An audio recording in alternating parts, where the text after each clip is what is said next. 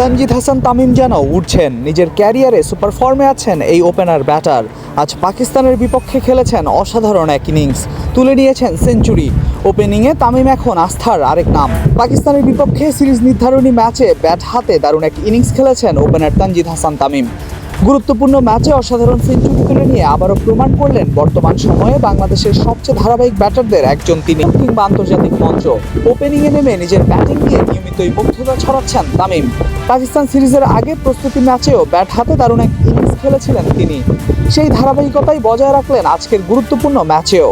Series নির্ধারণী লড়াইয়ে তুলে নিলেন ঝকঝকে এক সেঞ্চুরি। বিশ্বাসী ব্যাটিং, শুরু থেকেই পাকিস্তানি বোলারদের উপর চড়াও হয়ে খেলেছেন তিনি।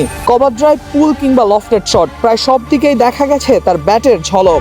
ব্যাট হাতে যেন অন্য এক ছন্দে আছেন এই ওপেনার।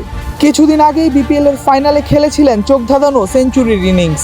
সেই ইনিংসের পর থেকেই যেন রান করা অভ্যাসে পরিণত করেছেন তিনি। বিপিএল ফাইনালের পর থেকে প্রায় সব টুর্নামেন্ট মিলিয়ে তুলে নিয়েছেন 5টি 50। সিরিজেও ছিলেন ধারাবাহিক। সিরিজের প্রথম ম্যাচে 50 করার পর আজ পেলেন সেঞ্চুরির দেখা।